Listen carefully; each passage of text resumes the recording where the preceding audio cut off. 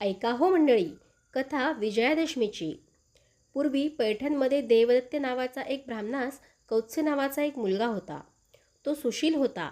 मौजी बंधनानंतर तो भडोच नावाच्या भागात वरतंतू ऋषीच्या घरी विद्यार्जनासाठी गेला. तेथे त्याने अगदी मन लावून विद्याग्रहण केली. काही काळ लोटल्यानंतर कौत्स्य सर्व शास्त्रात पारंगत झाला. तो आपल्या गुरूंचा खूप आदर करत असे. त्याला नेहमी वाटत असे की गुरूंनी आपल्याला इतके ज्ञान दिले आहे, तर आपण देखील गुरूंना काही ना काही गुरुदक्षिणा दिली पाहिजे. गुरुला गुरुदक्षिणा देऊन त्यांच्या ऋणातून कसे मुक्त व्हावे असा तो विचार करू लागला. गुरूंचा निरोप घेताना त्याने अत्यंत कृतज्ञतापूर्वक त्यांचे आभार मानले. मी आपणास काय गुरुदक्षिणा द्यावी ते सांगावे, म्हणजे गुरुदक्षिणेदाखल मी आपणास ते आणून देईन, असे गुरूंना सांगितले. तेव्हा गुरूंनी उत्तर दिले, कौत्सा, दक्षिणार्थ विद्या शिकवणे हे अनुचित कर्म आहे.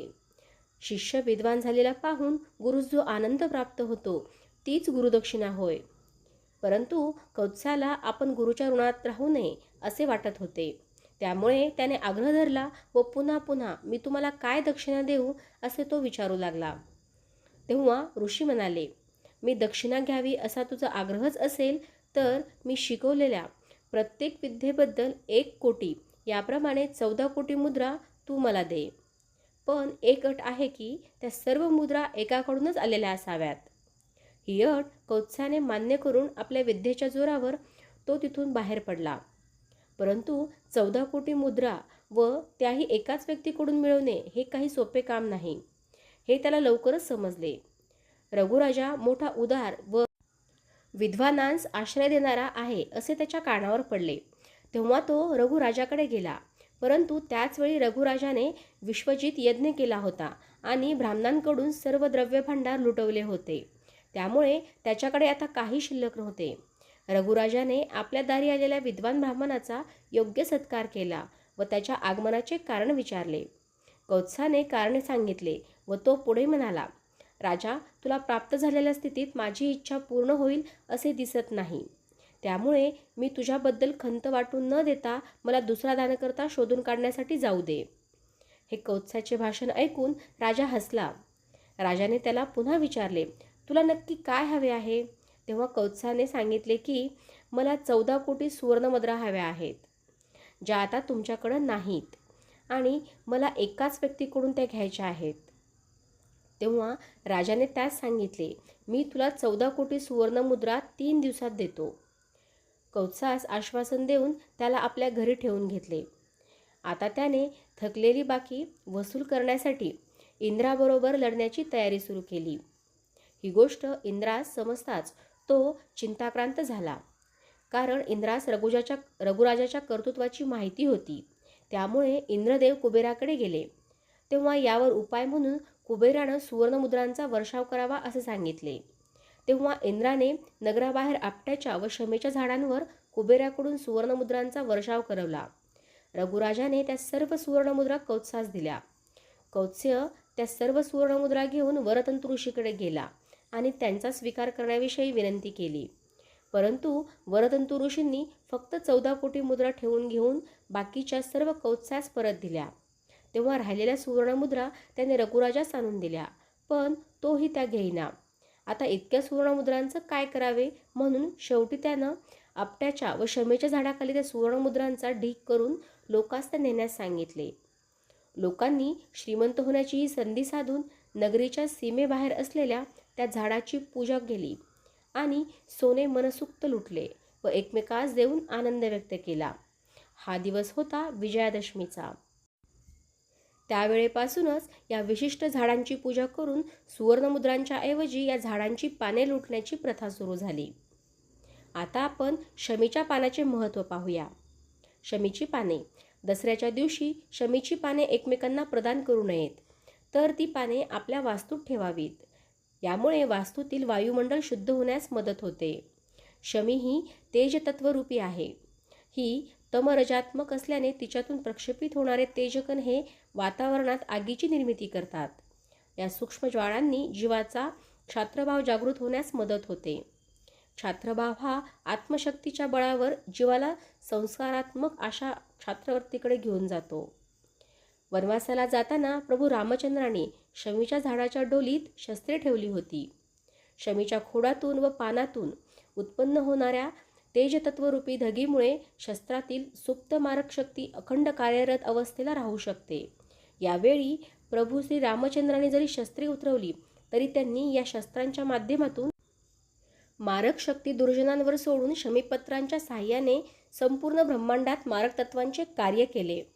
दसऱ्याच्या दिवशी श्रीरामाचे तारक तर हनुमानांचे मारक तत्व कार्यरत असल्याने शमीपत्र हे ते तत्व आकृष्ट करून घेऊन ते वायुमंडलात प्रक्षेपित करण्याचे महत्त्वाचे कार्य करत असते.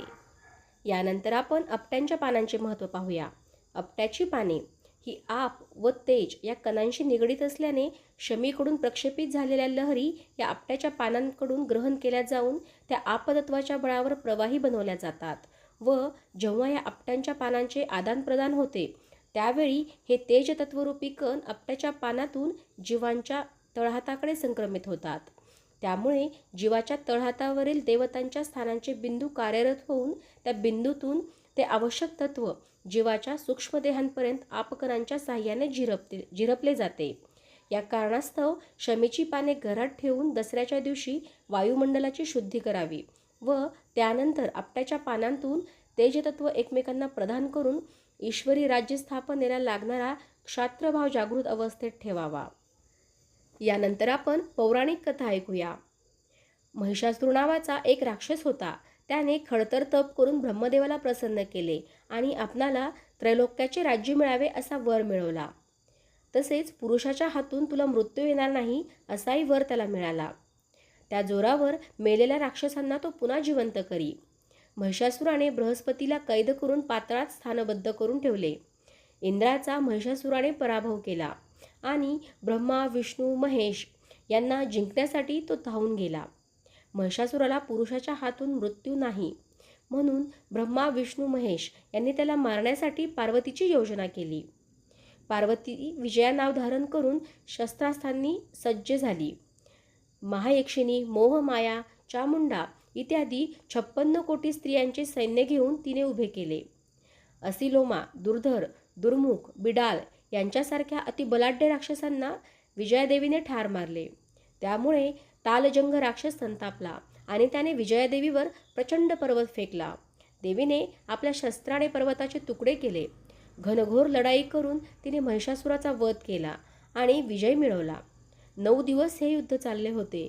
10व्या दिवशी विजय मिळाल्याने विजयादेवीच्या स्मरणार्थ या दिवसाला विजयादशमी हे नाव मिळाले. शौर्य, विजय, संपत्ती आणि विद्या देणारा हा महत्त्वाचा दिवस आहे. यानंतर आपण दुसरी कथा ऐकूया. रामायणानुसार अयोध्येचे राजा दशरथ यांचे पुत्र भगवान राम यांना 14 वर्षाचा वनवास झाला होता. त्यांच्यासोबत त्यांची पत्नी सीता आणि भाऊ लक्ष्मण हे देखील वनवासात गेले होते. वनवासाच्या काळात लंकेचा राजा रावणाने माता सीतेचे अपहरण केले. भगवान रामाने हे पाहिल्यानंतर रावणाशी युद्ध करण्याचा निर्णय घेतला. रावण हा एक महान पंडित आणि पराक्रमी योद्धा होता. त्याला अनेक वरदान मिळाले होते आणि त्याला अपराजय असे मानले जात होते. रामाने वानरसेनेच्या मदतीने, ज्यामध्ये हनुमान, सुग्रीव, जामवंत यांचा समावेश होता, रावणाशी युद्ध केले. हे युद्ध अनेक दिवस चालले. शेवटी रामाने दशमीच्या दिवशी रावणाचा वध करून सीतेची सुटका केली. हा दिवस होता विजयादशमीचा.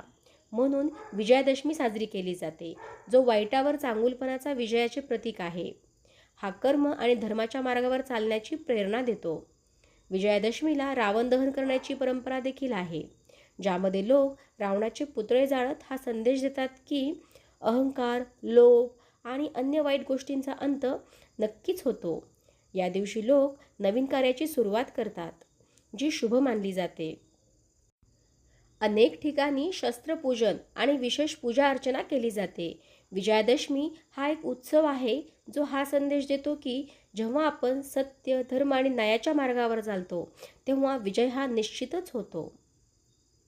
यानंतर आपण तिसरी कथा ऐकून घेऊया. दुर्योधनाने पांडवांना जुगारात हरवून 12 वर्षाचा वनवास आणि 13व्या वर्षात अज्ञातवासाची अट घातली होती. 13व्या वर्षाच्या काळात अर्जुनाने गांडीव शमीवृक्षावर लपवून ठेवले होते आणि बृहन्नलाच्या रूपात राजा विराटाच्या सेवेत होता. जेव्हा गायीचे रक्षण करण्यासाठी अर्जुनाला युद्ध करावे लागले तेव्हा त्याने शमीवृक्षावरून आपला धनुष्य काढून शत्रूंवर विजय मिळवला. त्याचप्रमाणे रामचंद्रजींनी लंकेवर चढाई करताना शमीवृक्षाजवळ विजयाचा आशीर्वाद घेतला होता. म्हणूनच विजयादशमीच्या दिवशी सायंकाळी विजय काळामध्ये शमीवृक्षाचे पूजन केले जाते. धन्यवाद.